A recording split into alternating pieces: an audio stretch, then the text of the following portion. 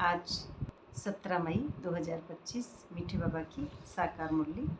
आज मीठे मीठे बाबा कहते हैं, मीठे बच्चे हाँ जी बाबा, अपने आप को देखो मैं फूल बना हूँ, दे अहंकार में आकर कांटा तो नहीं बनता हूँ। बाप आया है तुम्हें कांटे से फूल बनाने। तो बाबा कहते हैं अपने आप को देखो, खुद को देखो कि मैं फूल बना हूँ, दे अहंकार में आकर कांटा तो नहीं बनता हूँ। देह अहंकार में हम कांटे होते हैं, तो ये कांटे हम चुभते रहते हैं किसी के भी। तो हमारे अंदर की जो स्थिति होती है उसी स्थिति को बाबा कहते हैं, ये अंदर कांटा चुभना माना द्वैत वाली स्थिति होना, और अहंकार जो हमारा कैरेक्टर में दिखता रहता है, किसी पर भी अटैक कर जाते हैं कांटे। तो निरंतर आत्माभिमान स्थिति जब हमारी बनेगी, बाबा को याद करते करते बुद्धि में स्वयमानों से, तभी हम फूल वाली स्थिति को प्राप्त कर सकते हैं। और फूल वाली स्थिति में ही हम जो है कि कहते हैं कि दुख लेना व दुख देना दोनों ही नहीं होते हैं। यहाँ पे न वो आत्मा किसी को दुख देती है और न लेती है, लेकिन कांटे वाली दुख देती तो नहीं है, लेकिन अंदर से ले लेती है। दुख लेना ये भी तो एक ड्रामा का पार्ट है, दुख लेना भी नहीं है, उसे ही कहेंगे निरंतर आत्माभिमानी स्थिति। क्योंकि दुख लेना भी एक बंधन है, ये बंधन यही माया है। तो इस माया बंधन को ही द्वैत कहते हैं, तो ये रावण भी कहते हैं। तो इसी को बाबा ये कहना चाह रहे हैं कि फूल बनना है, और फूल बनना ही न्यारा और प्यारा होगा। क्योंकि प्यारा माना जो फूल हो जाएगा आत्माभिमान स्थिति में, उसको कांटे जो संकल्प के भी कांटे अंदर में टकराव नहीं देते हैं। क्योंकि संकल्प विकल्प दोनों तरफ जो द्वैत हो रहा है, द्वैत दो तरफ खींचता है कि ये करूं या ये करूं, इस तरह से। तो ये एक कैरेक्टर के भान में होता है, रोल में जब आत्मा अपना एक्ट करती है।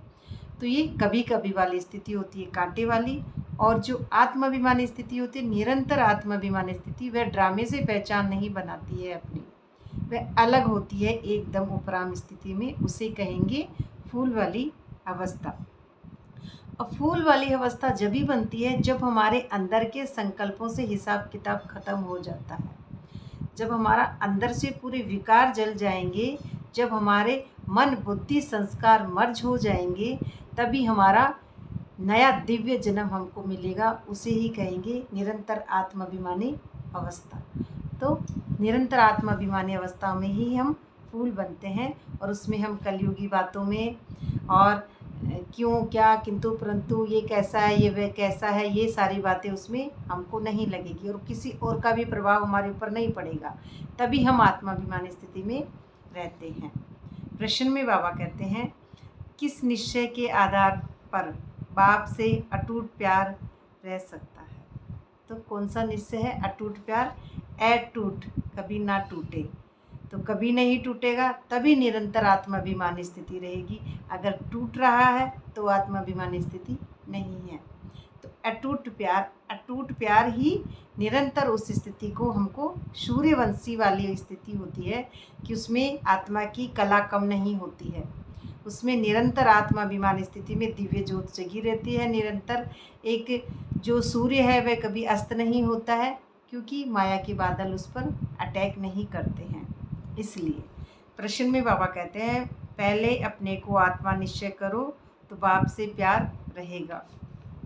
यह भी अटूट निश्चय होना चाहिए। निराकार बाप इस भागीरथ पर विराजमान है, क्योंकि पहला भागीरथ ब्रह्मा बाबा ही है। तो ब्रह्मा बाबा के ज्ञान द्वारा ही हम आत्माओं को ज्ञान परमात्मा देता है। तो ये भागीरथ जो ब्रह्मा बाबा के तन से हमको ज्ञान देते हैं, तो उन्हें कहेंगे भाग्यशाली रथ। तो भाग्यशाली ब्रह्मा बाबा का जो पहला रथ है, उन्हीं से हम आत्माओं को भी ज्ञान प्राप्त हो रहा है।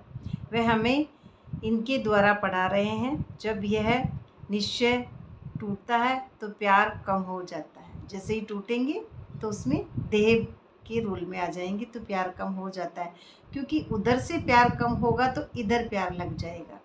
प्यार परमात्मा ने दिया है, तो ये प्यार ही तो हो रहा है। जो हद में प्यार है वह होगी कलयुगी बातों से, हद से, ये तमो प्रधान रजो प्रधान स्थिति से अपनी पहचान बनाना।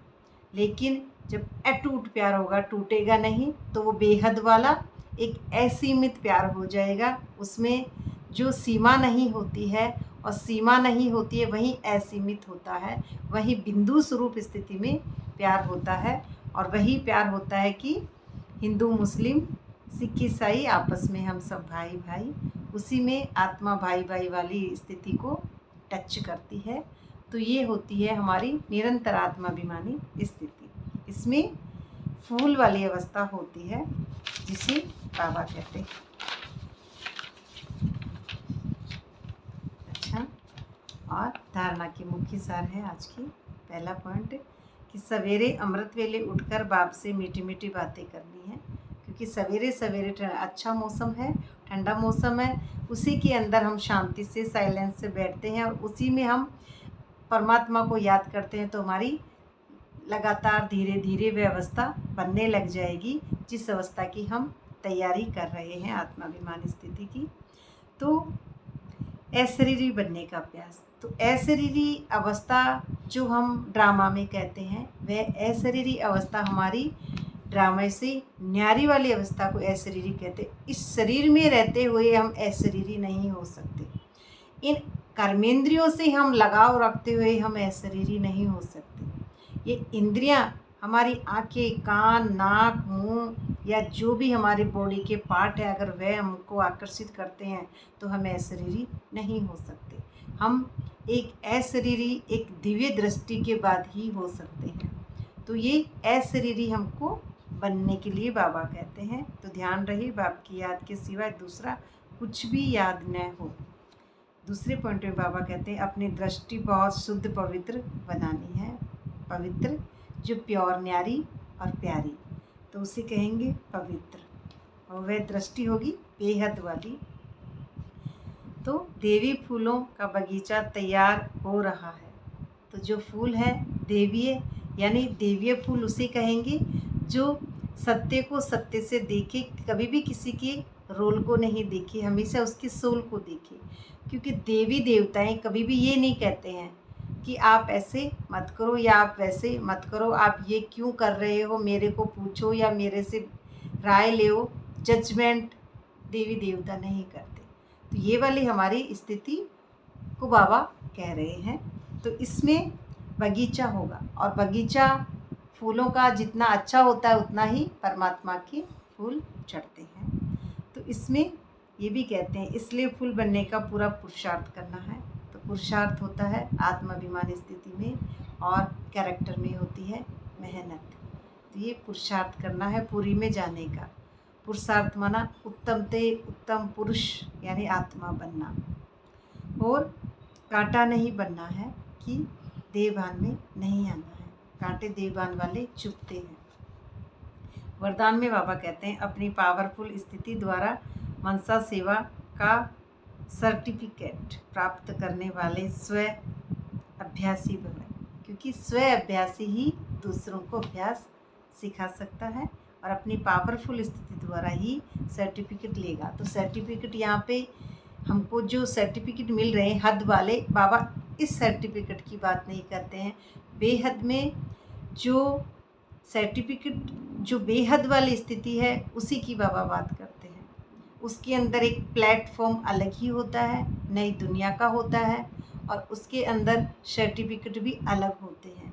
उसके अंदर ये वाले सर्टिफिकेट कागज़ नहीं चलेंगे। तो ये कागज़ वाली स्थिति वहाँ पे नहीं है। वहाँ पे वो एक शांति, साइलेंस, परम अवस्था की बाबा बात कर रहे हैं। तो विश्व को लाइट और माइट है ना, जो रोशनी दिव्य देनी है और माइट जो शक्ति मिलनी है, वह वरदान देने के लिए अमृत वेले याद में स्व अभ्यास द्वारा पावरफुल वायुमंडल बनाओ। क्योंकि स्व अभ्यास यानी स्व अभ्यास, मेरा आत्मा का जो स्व का भान है वह स्व के अभ्यास द्वारा ही होता है, किसी और का अभ्यास नहीं। स्व का अभ्यास अनुभवी मूर्त बनना, अनुभव से स्व को अपने स्व में ही टिकाना। स्व यानी एक ऐसी अवस्था, शांति, साइलेंस, परम अवस्था जो साक्षी दृष्टा की सीट पर सेट रहे, नीचे ड्रामे में डूबे नहीं। जो ड्रामे में डूब जाती है वह स्वदर्शन नहीं कर सकती है, इसलिए बाबा कहते हैं वायुमंडल को बनाना है तो सर्टिफिकेट प्राप्त करना है आत्माभिमानी स्थिति का। तो लास्ट समय के मनसा द्वारा ही नज़र से निहाल करने की, अपनी वृत्ति द्वारा उनकी वृत्तियों को बदलने की सेवा करनी है। अपनी वृत्ति से ही उनकी वृत्तियों को बदलने की सेवा करनी है। तो इसमें अपनी श्रेष्ठ स्मृति से उसको समर्थ बनाना है। जब ऐसा लाइट मैट देने का अभ्यास होगा तब निर्विघ्न वायुमंडल बनेगा। निर्विघ्न, जिन पर कोई विघ्न ना आए, माया के बादल ना छाएं, क्योंकि माया के बादल जब छा जाएंगे तो विघ्न आ जाएगा। इसीलिए निर्विघ्न, कभी भी सूर्य की ज्योत कम ना हो। सूर्य की ज्योत कम जब ही होती है जब माया के बादल आते हैं। तो निर्विघ्न रहना है, यानी माया के बादल अटैक ना करें आत्माभिमानी स्थिति में। तो वायुमंडल हमेशा बना रहना चाहिए। तो यही बाबा कह रहे हैं कि वायुमंडल बनेगा और यह किला मजबूत होगा। आत्माभिमानी स्थिति का किला मजबूत होगा। अंदर का किला की बात कर रहे हैं बाबा, इस शरीर की नहीं, क्योंकि अंदर का किला जब भी मजबूत होता है जब हम उस स्मृति में निरंतर बाबा के पास रह के अपने आप को उस बेहद में मजबूत करते हैं। स्लोगन में बाबा कहते हैं समझदार वही है जो मनसा वाचा कर्मणा तीनों सेवाएं साथ साथ करते हैं। और वह सेवाएं जब भी होगी जब हम आत्माभिमानी स्थिति में होंगे। अव्यक्त इशारे में बाबा कहते हैं जो चैलेंज करते हो सेकंड में मुक्ति, जीवन मुक्ति का वर्षा प्राप्त करो। तो जब तक हमारा मुक्ति कैरेक्टर से परे नहीं होते, अंदर से जब 18 अक्षुण्य सेनाएं पूरी युद्ध लड़कर और फिर उपराम स्थिति में आत्मा साइलेंस पे सीट हो जाती है, सारे अंदर के विकार जल जाएं, तो पूरे विकार जलने के बाद ही वह देवी वाली अवस्था होगी। हाँ, ये जगह छोटी है लेकिन इसके अंदर एक जो रॉयल्टी है वही रॉयल्टी हमारी काम आएगी जो सत्य के भान वाली है, और उसी से अगले को सत्य के भान में हम देख सकते हैं। तो यही एक सत्य के भान वाली न्यारी और प्यारी जो जीवन मुक्ति, क्योंकि मुक्ति के बाद में ही जीवन जीने की कला मिलती है, मुक्ति से पहले नहीं मिल सकती। और मुक्ति को कहेंगे कि हम कैरेक्टर से छूट गए, ड्रामे में जो पहचान थी, झूठे डूबते थे उससे छूट गए। अब ऊपर स्थिति में, साइलेंस में, शांति में, परम अवस्था में आत्मा रेस्ट कर रही है, तो उसे कहेंगे जीवन मुक्ति। यानी किसी से भी अपना रोल से पहचान ना बनाना, ड्रामे में कभी नहीं डूबना, उसे कहेंगे। तो इसको प्रैक्टिकल में लाने के लिए स्व परिवर्तन की गति सेकंड तक पहुंचती है। तो स्व परिवर्तन द्वारा औरों को परिवर्तन करना है, पहले स्वयं को करना है फिर औरों को करना है। अनुभव कराओ कि ब्रह्मा कुमार अर्थात वृत्ति, दृष्टि, कृति और वाणी परिवर्तन इस पर्सनैलिटी की ओर आकर्षित हो। तो न्यारी और प्यारी वाली अवस्था, ऐसी पर्सनैलिटी हमारी बाबा बनाना चाहते हैं। तो ऐसी पर्सनैलिटी हम सभी आत्माएं बनाएं। अच्छा, बाबा का बहुत बहुत शुक्रिया। ओम शांति।